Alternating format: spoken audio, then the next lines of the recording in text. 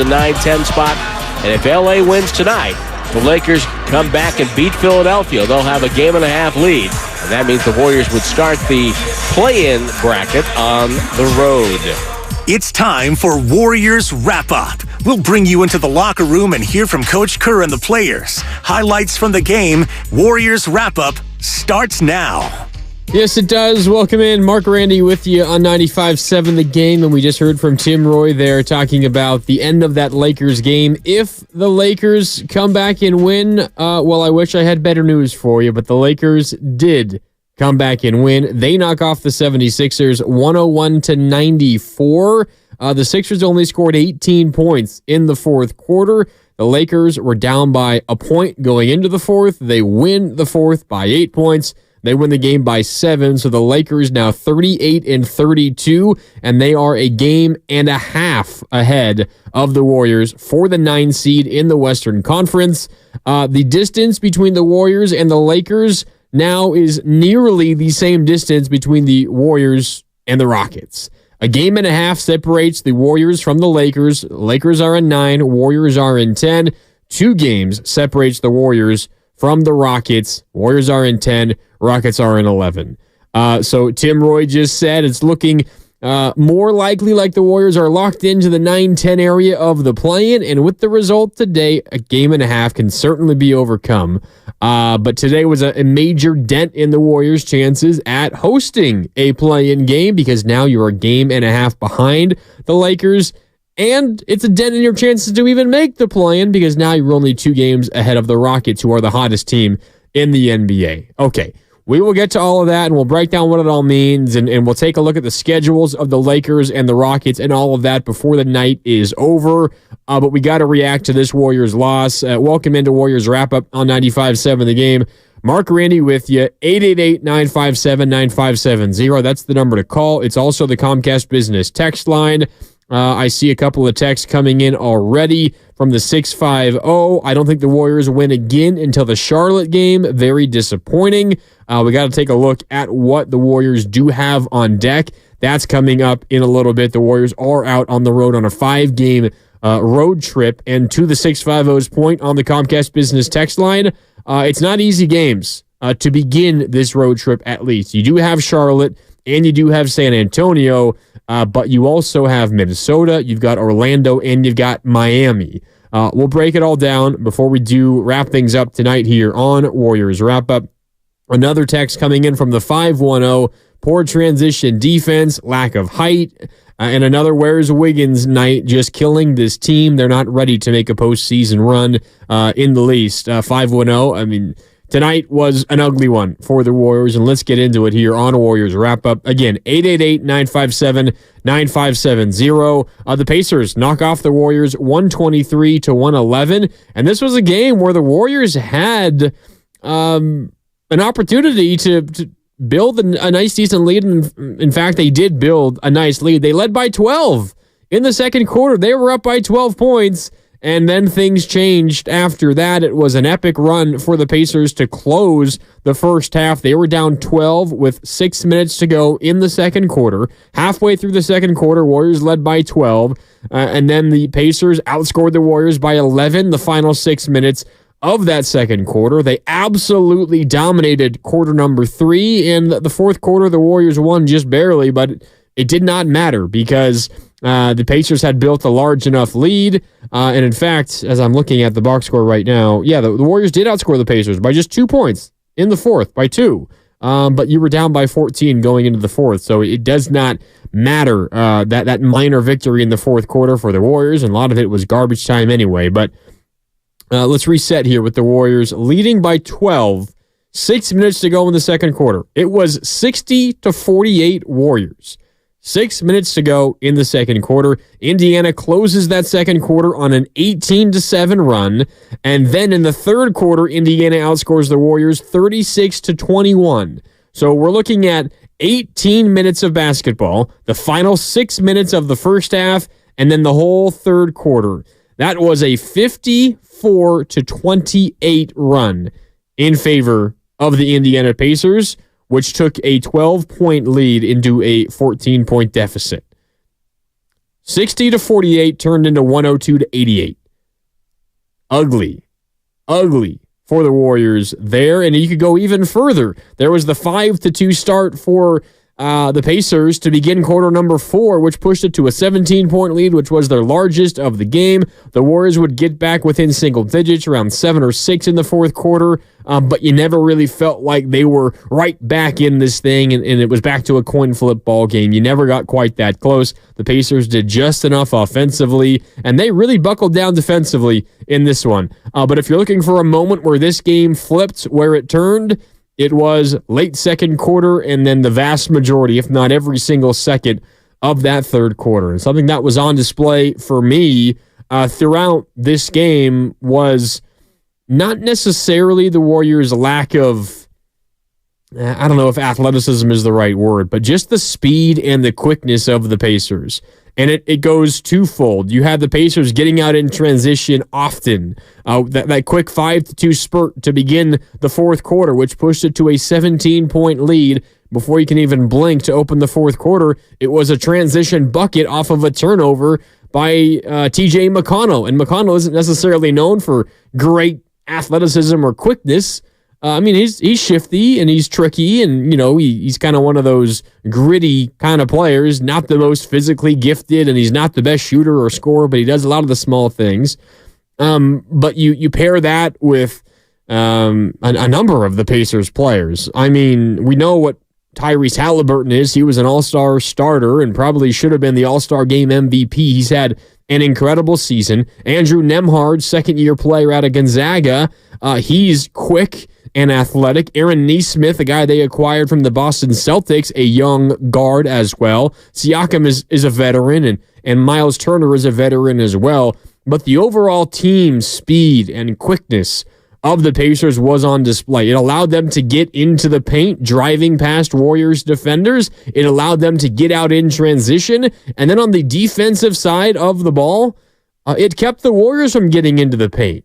And during the Warriors stretch when they were playing their best basketball, the Warriors were killing opponents in the paint. And it wasn't because they've got this 7-foot beast you just throw the ball to and he can just go get you 2 whenever. It's because the Warriors were able to drive and get around opponents and dump off down low, and Kuminga coming from the dunker spot and pick and roll with Chris Paul and Trace Jackson Davis and pick and roll with Kuminga as well, and Kuminga getting out in transition. Like, the Warriors had utilized some of their team speed and quickness during their best stretch of basketball this season, but not the case tonight. One of the biggest disparities I think we've seen all year in terms of team athleticism and quickness, Pacers over the Warriors in this one. It was on display on both ends of the floor. Now, a big part of what the Warriors were unable to do offensively was Miles Turner. He just erased shot after shot after shot in this one. 5 blocks for Miles Turner, and he turned the Warriors away time and time again when they did get into the paint. He was one of the biggest reasons why Jonathan Kuminga has had one of his more frustrating games in a long time. Kuminga was 4 for 17 from the field, just 11 points. Now, to Kuminga's credit, he stayed active and had 8 rebounds, a couple of assists, a couple of steals. I thought Kuminga had a decent floor game, and the effort was there, but the shooting just wasn't. And he was being stopped on drives, and when he did get to the paint, Miles Turner erased a number of shots. Credit this Pacers defense, because they looked much better than I was giving them credit for. Now, on the season, they still allow the 3rd most points per game in the NBA, so we can say, all right, Indiana, you deserve some kudos for the way you played defensively in this game, but it's also, all right, Warriors, you got some issues on your hands. You could not get to the paint with any sort of consistency in this game, and when you did, you had no answer for Miles Turner. And on the flip side, how many offensive rebounds did you give up in this game? A number of them, 12 offensive rebounds. Now, the Warriors actually had a lot of offensive rebounds themselves. They had 24 offensive rebounds, and they won this rebounding battle, as they often do. 64 rebounds for the Warriors to only 50 for Indiana, but the duo for the Pacers of Miles Turner and Pascal Siakam combining for 26 rebounds, 16 for Siakam and 10 for Miles Turner. You pair 5 blocks for Miles Turner. Those two just dominated inside for the Pacers, and it's a big reason why they won this game. And we can talk about winning the rebound battle. The Warriors, despite being the shortest team in the NBA, are great rebounding the basketball. And oftentimes that has also resulted in winning the points in the paint battle. But you look at the points in the paint battle in this one, and it was won, and pretty easily won, by the Pacers, 60-46. When the Pacers were getting into the paint, they were scoring. When the Warriors were getting into the paint, they were not. And we saw the lack of team size, team athleticism, and team speed on display in this one. And the Pacers, not a very good defense. They shut the Warriors down quarter 2 through 4. I mean, just look at some of the numbers in this one. So the Warriors began this game a blistering pace offensively. They made their first 5 shots. It was maybe one of the Warriors' best starts to a game this year, at least offensively. The Pacers were kind of trading buckets early. The Warriors did build that 12-point lead early. But the first 5 possessions was great offense. Podziemski had a wide-open right wing 3 off a Draymond drive. He hit it. Draymond Green had a nice reverse layup off a Wiggins post-up and drive. He passed it to Draymond, who hit the reverse. That's a couple of possessions down. Wiggins scored on a post-up down low. Draymond took a free throw line jumper, and it rimmed in. Draymond got a defensive rebound, threw an excellent outlet pass to Steph Curry racing down the floor. Got a layup up after a one-handed catch. Shot was blocked by Miles Turner. The Warriors go 5 for 5 from the field, and you're thinking, okay, this is going to be a race to 130 points tonight. That's the way it was going. And then the Warriors cooled off drastically.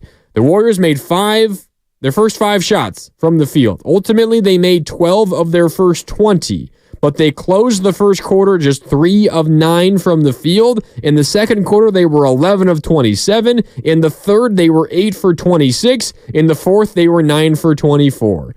So after the Warriors got going offensively, they then shot just 37% from the field the rest of the game. You shoot 37% from the field over the course of 3+ quarters, you're not going to win many basketball games. It doesn't matter if you made your first 5, 6, 7, 8 shots of the game. You go sub 40 for 3+ quarters of a basketball game, you're going to be hard-pressed to win, especially when you're playing against an offense like the Pacers, who put up 123 points in their sleep. They scored 123 points today. As I'm looking at the numbers, they average 123 points per game. Best in the NBA. They got their average. This was an average offensive night for Indiana. Indiana won this game on their defensive side of the floor, and maybe you say, well, it was an off night for the Warriors. The Pacers deserve some credit, but there were some issues on display for the Warriors tonight in this one. All right, 888-957-9570. That's the number to call. It's also the Comcast Business text line. It's Warriors wrap-up here on 95.7 The Game. Mark Randy with you as we react to this another rough, frustrating loss for the Warriors. The homestand closes 1-2, and this was the last time in the regular season where the Warriors would play consecutive games at home. You've got 13 games remaining. And let's see, of the 13 games remaining, you have 9 on the road. Excuse me. You do have one other time where you have consecutive home games, but it is to close the regular season. So you got 13 games left of the next 11 before those 2 to close out the regular season slate, which are both at home. Of the next 11, 9 of them are on the road. You have a 5-game road trip coming up: Minnesota, Miami, Orlando, Charlotte, San Antonio, home for Dallas, then Houston, then in Dallas, in Houston and in Dallas, then at home against Utah, then back out on the road, the Lakers and the Blazers, before you return home with New Orleans and Utah to close out the regular season slate. So 9 of the next 11 are on the road, and you don't have a home stretch of 2 consecutive games. You are flying after every single game you play. You fly to Minnesota, Then you fly to Miami, then Orlando, then Charlotte, then San Antonio, then you fly home, then you fly to Houston, then maybe you bus to Dallas, but you're not sleeping in the same place consecutive nights. Then you fly home to Utah, then you fly to LA, then you fly to Portland. You have 11 consecutive games where you're not playing a game in the same arena in consecutive games. That's rough. And I know this is a Warriors team that is now, 5 games better on the road than they are at home. They're 4 games over 500 on the road. They're 1 game under at home. It doesn't matter. That is a challenge, which is what made this game so important for the Warriors for a couple of reasons. As we laid out at the very beginning, at the top of the show, like 15 minutes ago, you are nearly as close to the 11 seed as you are to the 9. The Lakers, with the win today, if you're just joining us, they just finished off a little comeback victory over the Embiid-less 76ers. They win in LA, the Lakers do. The Warriors lose. The half-game deficit is now a game-and-a-half deficit. The Warriors are a game-and-a-half behind the Lakers for the 9 seed in the Western Conference. And the hottest team in the NBA, alert, it's the Houston Rockets. They're on your tail. You're 2 games ahead of them. Something that we talked about a couple of weeks ago, even if the Warriors were to struggle, and what they're going through right now, I think we can certainly consider a struggle. But even if they were to do this, you figured you were safe from falling out of the play-in entirely. But we did not have on the bingo card Houston winning 7 straight games and 9 of 10. And as you look at what Houston has coming up, they've got Utah tomorrow at home. They got Portland on Monday at home. The way they're playing, those feel like a couple of wins. Then you got some challenging games. You got Oklahoma City on the road. You've got Dallas at home. You've got Minnesota.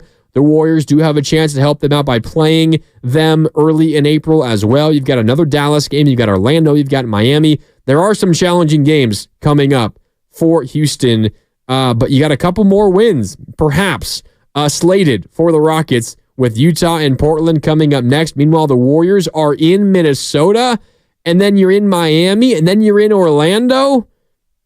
If things go poorly for the Warriors the next couple of games and the Rockets continue their winning ways, you could be in a deadlock within a week from now or less. And suddenly you're looking at a Warriors team that's not only going to have to get out of the 9-10 area of the play-in. At best, it would be the 10. You'd have to win 2 road games in the play-in just for the right to play potentially the defending champion Denver Nuggets. And that's even if you hold off the Rockets. You have a fight for your life to get into the 10. And again, I'm assuming a couple of things here with the upcoming schedules for these 2 teams. But you have a fight for your life to get into the 10. Then you got to beat the Lakers in LA, a place where before last week, 6 nights ago, when you played inside a Crypto.com arena and you beat the Lakers, you hadn't won since 2021. You got to do that in a postseason environment. Then maybe you got to knock off whoever loses the 7-10 game. Maybe the Phoenix Suns, led by Kevin Durant and Bradley Beal and Devin Booker. Maybe you got to do it against the Sacramento Kings. Wherever it is, it would be on the road. You take care of business there somehow, and then you got to play maybe the Denver Nuggets. This is a tall task for the Warriors. And if you're holding on to hope, I mean, keep holding on, but you're losing some rope here. You're losing some rope. You got to get a little bit more slack because you're getting towards the end of your grip on this season. That's where the Warriors season is teetering right now. All right, it's Warriors wrap up on 95.7 The Game. Mark Randy with you. 888-957-9570. I was writing in my notes as this game was going on. There were some positive developments early on. I mean, the Warriors offense, as we talked about, they began 5 for 5 from the field. They were 12 for 20 to begin. It looked like they were going to put up 130 points in this game, which really, considering the opponent, isn't that incredible. But the offense was flowing. It was good. They committed only 3 turnovers in the entire first half. And I was writing down some positives. And if we're trying to look at, glass half full or some silver linings, Podziemski had a good offensive day after he had struggled his previous 4 games. Previous 4 games for Podziemski entering tonight. 7 for 24 from the field, 3 of 10 from downtown. Podziemski tonight, 5 of 8, 3 for 5 from deep, scored 13 points. And in the game where the Warriors lost by 12, he was a +6. So the Warriors outscored the Pacers by 6 points in the, the 27 minutes that he played. That means in the, 27, 48, in the 21 minutes he did not play, the Warriors were outscored by 18 points.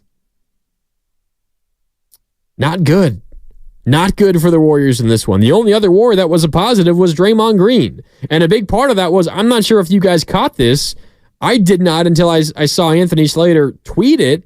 But Draymond Green left this game for a little bit. With 7-ish minutes to go in the third quarter, he checked out, he subbed out, and he went to the locker room. And then he came back with about 2.5 minutes left in the third quarter. But at that point in time, the Warriors went from down 1 to down 12. So in the about 5 minutes worth of time that Draymond was not in the game, maybe getting something done with his back, that low back soreness has been bothering him now for a couple of weeks. Perhaps it was something related to that. In those nearly 5 minutes, he was out of the game. The Warriors got outscored by 11. That was also a key turning point in this game. Draymond's absence and, normal substitution pattern, whatever the case was, the Warriors really struggled without Draymond Green in this game. They really struggled without Brandon Podziemski in this game. When those two were not in, the Warriors got ran out of the building. And you look at what the Pacers did well in this basketball game. I was pointing to the relative team speed for the Pacers as compared to the Warriors and their ability, specifically Miles Turner and Pascal Siakam, to control this game in the paint.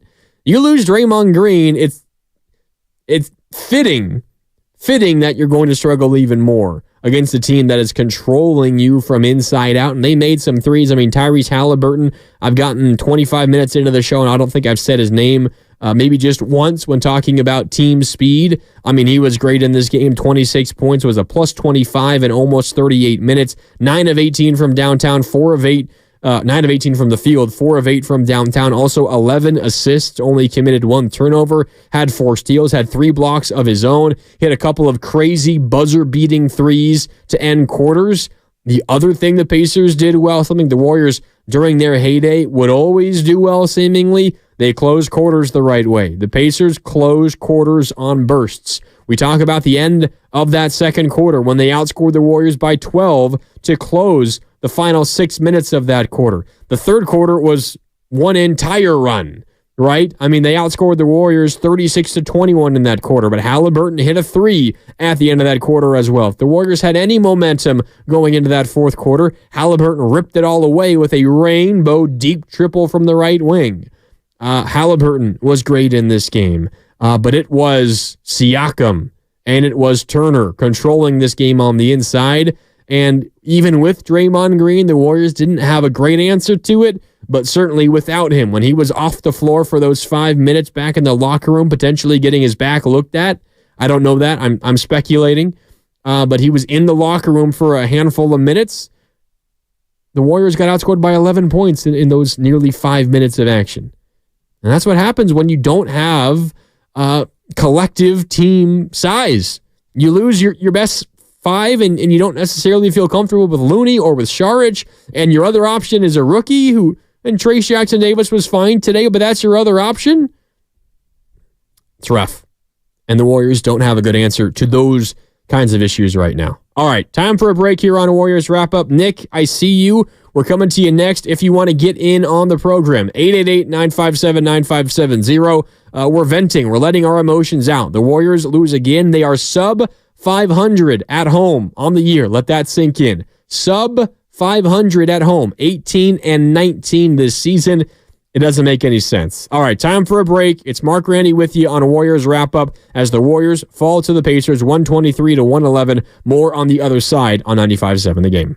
When people have a craving to explore new and traditional Asian cuisines, they head to P.F. Chang's, where scratch-made dishes come from the 2,000-year-old tradition of wok cooking.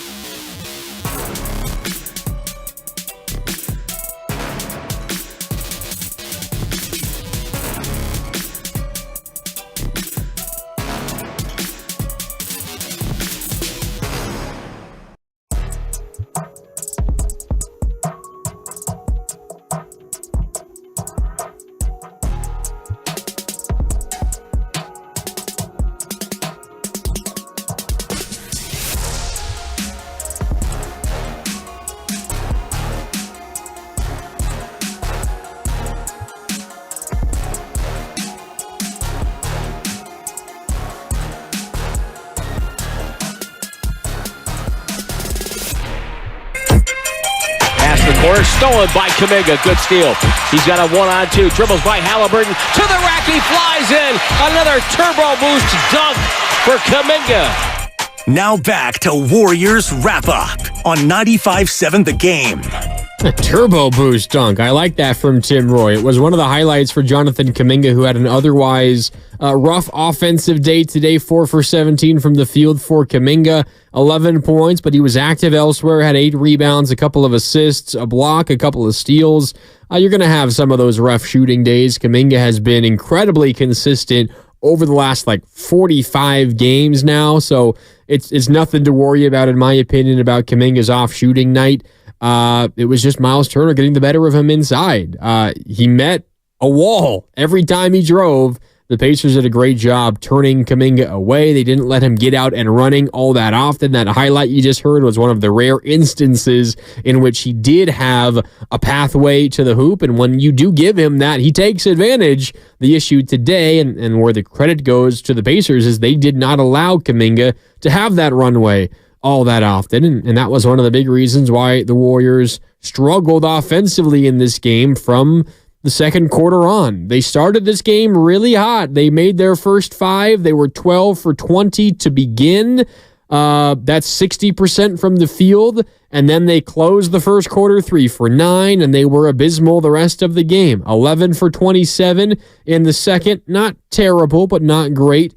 8 for 26 in the third quarter. These are field goal numbers. 8 for 26 in the third and 9 for 24 in the fourth. You're not going to win basketball games shooting that low of a percentage. It's about 35, 36% second quarter on for the Warriors. You're not going to win games shooting that poor, especially when you're playing the best offense in the NBA. And what makes it a little bit more uneasy for Warriors fans is that offensive performance for the Warriors came against one of the worst defenses in the NBA. Now, I think if you just watch this game in a vacuum, you would not think the Pacers are one of the worst defenses in the NBA. They gave up 120 points per game, third most in the league. Now, part of that is the pace in which they play. So many possessions, if you were to look at it on a defensive efficiency basis or points allowed per 100 possessions, for example, it would look different, and the Pacers aren't as bad from that area. But still, this is not a very good defense, and they looked very good defensively against this Warriors team for 3+ quarters of this one. And considering what was on the line for the Warriors tonight, a chance to, at the time, perhaps pass the Lakers. The Lakers game ended a little bit after yours. It was still up in the air when yours ended. If you won and if you got help from the Sixers and they beat the Lakers, you'd be sitting as the 9 seed right now. Now you're the 10, and we're worried about your place in the 10 because the Rockets, they have won 7 in a row, 9 of 10, and they're only 2 games behind you. Now, it is important to note the Warriors do have the tiebreaker over Houston, so we can essentially assume or say that instead of being 2 ahead, you are 3 ahead. The Rockets would have to gain 3 games on you to pass you in the standings because you've won your only 2 meetings so far this year, and you have just 1 more left. But if the Warriors stack up some losses and you've got some tough games coming up here, your next 2 are in Minnesota and in Miami. The Rockets' next 2 are at home against Utah and Portland. If both those results go the way for Houston and these 2 don't go the way for the Warriors, you're looking at being dead even in the standings, and then you've got a game head-to-head. And maybe the winner of that game ultimately takes the 10 seed. Who knows? That's a conversation for the coming weeks. All we know now is the Warriors are nearly as close to being out of the play-in entirely as they are to jumping the Lakers. A game and a half separates LA and the Warriors for the 9. 2 games separate the Warriors and the Rockets for the 11. The Warriors are in the middle between those 2 teams in the 10 seed right now, but it's a little bit tenuous for the Warriors with this latest loss as they fall to the Pacers 123-111. All right, welcome back to Warriors Wrap-Up on 95.7 The Game. Mark Randy with you. We got some calls to get to. We will right now. Also, we've got Steve Kerr coming up in just a little bit. We will get to him in just a handful of minutes. We'll hear what he thought of this game. I would guess he's a little disappointed with his team's effort tonight. All right, out to the phones we go. It's Warriors Wrap-Up on 95.7 The Game. Mark Randy with you. Up first is Nick in San Jose. What's up, Nick? You're on Warriors Wrap-Up on 95.7 The Game. Hey, Mark. I really wish this call was about you and I having a dialogue, a little back and forth about this team. But honestly, this is about a vent. I'm venting now because, honestly, I think it's time to maybe admit we are what our record is. I was the optimist for a long time. I was just like Steve Kerr. I was always thinking, we get healthy, we got a run in us. And honestly, I think that time's up. I think we are who we are. At this point, we're practically begging to be a number 10 seed. And what happens with that? We go against a really bad matchup in the Lakers on the road. And then guess what? If we do happen to win that game, we go on the road again? Against who? The Suns?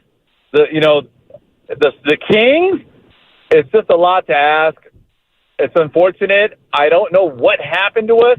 For some reason, we are absolutely horrible at closing quarters and halves. We look like an all-star team in the first half, and I don't know what happens in the second half. Something happens there, and I hate to say it because I love Steve Kerr, but I think it leads to coaching. The mentality is wrong. And you know what? It was a great run. I love my team. I love the players. I hope they all stick around. But we are who we are, and let's just try and squeeze as much out of this lemon or whatever orange as we can. But that's it. Appreciate it. Thanks for taking my call. Yeah. Go Dubs. Yeah, appreciate it, Nick. And I think that's where we are. If we're not there yet, we're inching toward it. Warrior fans coming to the conclusion that this might be a lost season. I know it's difficult to come to, and Nick, I appreciate how long you held out your optimism. I've tried to be that optimistic guy as well, and I think if we are trying to find positives out of this season, clearly the record and where they are in the standings, and most likely the end result not going to be great. I think we learned a lot about this team this season, and some of it bad, but if you're looking toward the future and if you are trying to find something to be positive about, I would just tell you this. Go back to the beginning of the season. Obviously, your expectations were so high, and you were hoping that this team maybe was a 4 seed or whatever the case was. Forget about those expectations. Think about a handful of players. What did you think, or what did you know about Jonathan Kuminga beginning of the season? You thought, he's got some promise. He's athletic. He's quick. He can jump out of the gym. We'll see what he becomes, but I don't know. At least me, I wasn't terribly confident. He's blown away my expectations. He's been so much better than I thought he was going to be, to the point where I view him as a legitimate cornerstone for this franchise going forward. What did you think you had with Brandon Podziemski and Trayce Jackson-Davis? I'll be flat honest with you. I didn't expect much. Steve Kerr admitted as much a couple of weeks ago on this very station, saying we did not expect or plan to get any kind of contributions from Podziemski or Trayce Jackson-Davis this season. The fact that we have the knowledge now of knowing what Kuminga, and not exactly what they are or what they are going to be, but the fact that you know that Kuminga and Trayce Jackson-Davis and Podziemski can at the very least be positive pieces for you going forward, that helps you as you try to figure out what the move is going forward. And I understand I am probably reaching for something to be terribly positive about, but the reality might be that's where we are for this Warriors season. And maybe the Warriors decide this offseason they're going to give it one more real run, and they try to retool the roster. They keep a couple of veterans around, and they try to get better right now around Stephen Curry.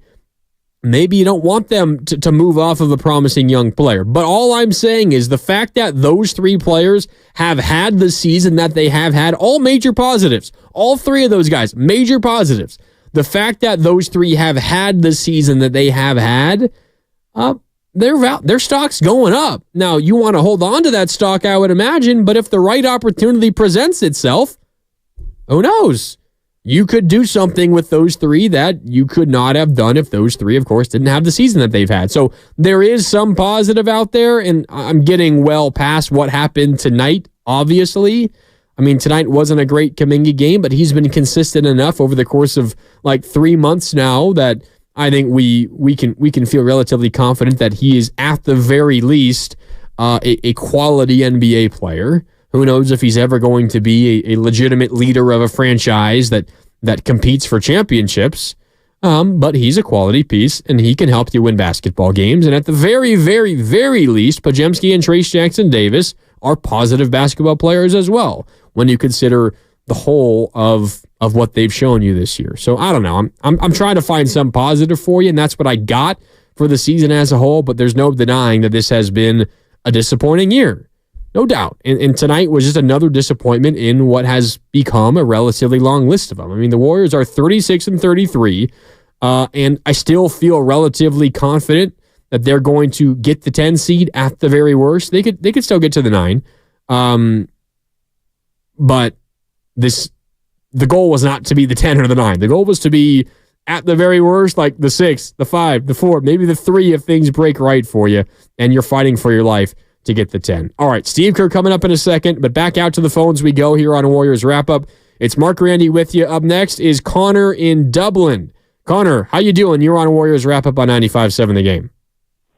I'm pretty bummed out, dude. I mean, how are you?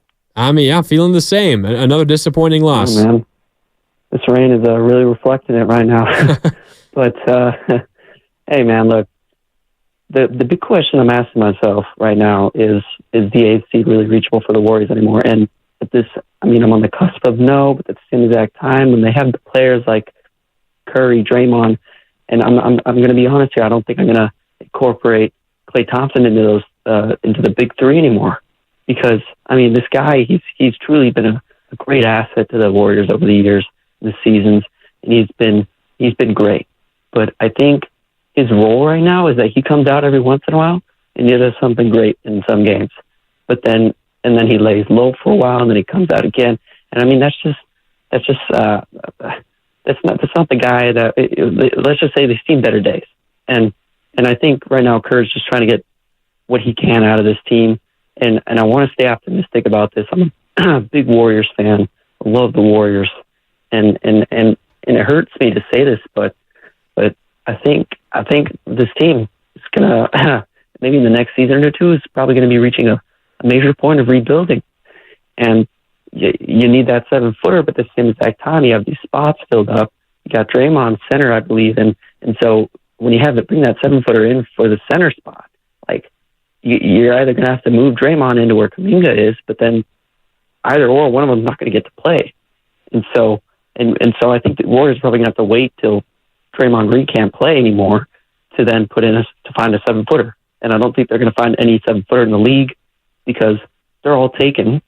And, well, there's just not, I don't think there's any players willing to go to the Warriors right now. That's just my honest opinion, man.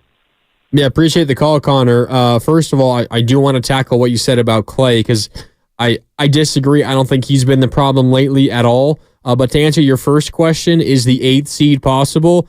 I can answer you flatly no. I guess technically it's possible, but the Warriors are 4 games behind the Kings for the 8th seed. You've got 13 games left this year, and you have to jump 2 teams to get to the 8. Technically, mathematically, it's possible. Realistically, ain't happening. It is not happening. At the very best, the Warriors are the 9. At the very worst, they are the 11. Most likely, they're the 10. Those are the 3 options for the Warriors this year, and none of them are that great. Now, certainly a couple of them are much better than the alternative. The 8 is out of the picture. The 9 is certainly possible. You're a game and a half behind the Lakers. You do play them again. You are currently the 10, and you're 2 games up on the Rockets, and you have the tiebreaker with the Rockets. So I still would say it's relatively unlikely you miss the play-in entirely. If I were to maybe put a number on it, like 75% chance the Warriors do not miss the play-in entirely, because you do have a 2-game advantage and the tiebreaker with Houston. So essentially you got a 3-game edge on the Rockets. But yes, the 8 is all but out of the picture at this point. Now about Klay Thompson, and I get he did not have a very good shooting night today. He was 6 for 15 from the field, 3 of 10 from downtown, 17 points. He was a -7 in his 28 minutes. One of the other positives I was jotting down at halftime, after every quarter, especially at the half, I like to try to All right, takeaways from the half, questions, comments, things to talk about here with you guys on Warriors Wrap-Up. And one of the things I wrote down was Klay is really, really settling into his off-the-bench role. He's been incredible lately. And at halftime tonight, he had 15 of his 17 points. 15 of them came in the first half, 6 of 10 from the field, 3 of 6 from downtown. And you pair that with what he had done in his previous three games before tonight, Klay, 24 for 48 from the field, 50%, 15 for 31 from downtown, barely under 50%, 48.4 from deep, to be exact. He's been shooting the ball great lately, and the first half was more of that. Even better in the first half than he had been the last three games. Now, the second half was rough. Again, he finished 6 of 15, 3 of 10 from the field, 0 of 5 from the field in the second half, and did not make a three in that second half, of course, either. So the second half was ugly. But for the most part, the last four games and the vast majority of the games over the last 2 or 3 weeks for Klay have been largely good. He is not the problem for the Warriors right now. There are a lot of problems elsewhere. All right, Warriors falls to the Pacers, 123-111. Let's get Steve Kerr's comments on this one. Steve Kerr addressing the media postgame after another Warriors loss. The Warriors now 36-33. They're 18-19 at home this year, and as we've talked about, they're now a game and a half behind the Lakers for the 9 and just 2 games ahead of the Rockets for the 10 seed in the Western Conference. All right, here is Warriors head coach Steve Kerr postgame tonight inside at Chase Center after another Warriors loss. 12-point lead there in the second quarter, and then everything just seemed to change there. What do you think happened to change this game?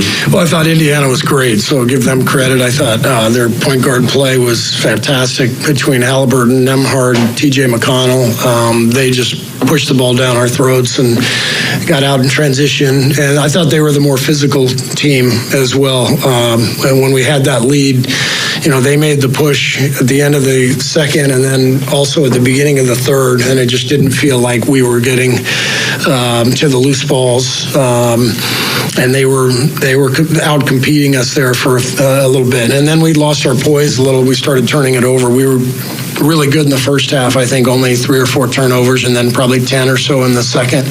So I thought their physicality and their speed just kind of took us out of our rhythm a little bit. What kind of factor did their size and length play with Miles Turner? Yeah, Turner was great at the rim.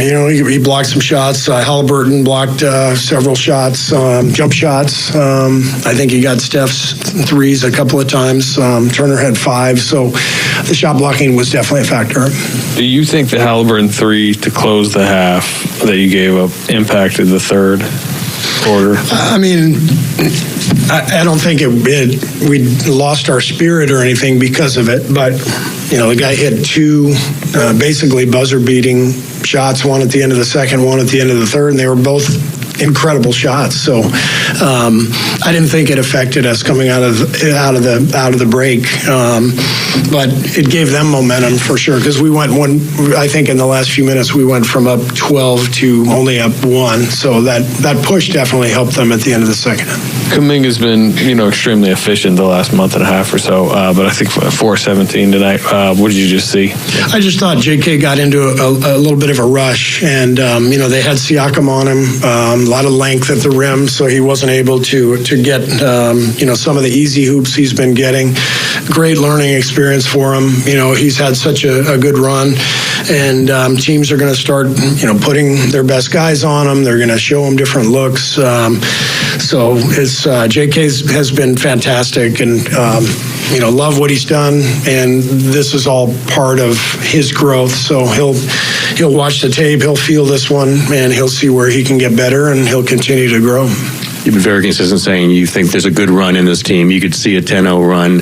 I know you're never going to say there's no chance, but it's getting pretty late. Yeah. Do you have to start recalibrating what you're thinking about this team? No, there's nothing I need to recalibrate. I think we know who our team is.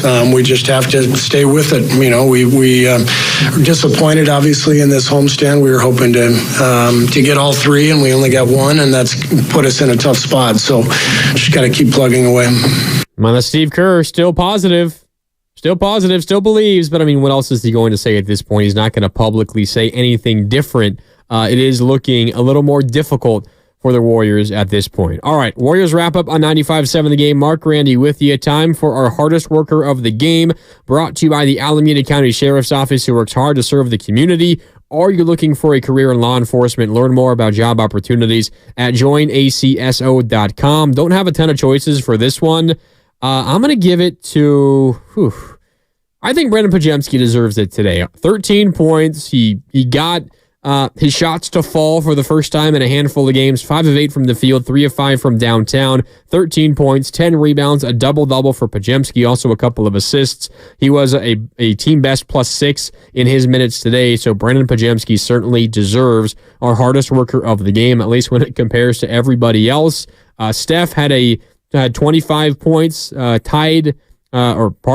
a team high 25 points. Clay had 17, Chris Paul 12 off the bench, 11 for both Kuminga and Draymond Green. Podziemski with those 13, Wiggins with 8, Trace Jackson-Davis with 9 and 10 rebounds off the bench for the Warriors. All right, that'll do it for Warriors wrap-up tonight here on 95.7 The Game. We got a lot of coverage for you tomorrow, beginning at 9 in the morning. Dan Devone and Sterling Bennett from 9 to noon with Warriors this week. And then, hey, head out to Friedman's Appliance in Pleasant Hill. Evan Giddings and myself, Mark Randy, have you covered from noon to 3. Stop by, say what's up, enjoy some food, some music, and a lot of fun. The Red Tag Clearance Sale at Friedman's in Pleasant Hill, noon to 3. It'll be Evan Giddings and myself out there. So we got 6 hours of live and local programming for you tomorrow here on 95.7 The Game. All right, for Sterling Bennett, my name is Mark Randy signing off. Thanks so much for tuning in. We'll talk tomorrow right here on 95.7 The Game. Join me, Evan Giddings, along with Mark Randy at our 95.7 The Game live broadcast this Saturday from 12 to 3 at Friedman's Appliance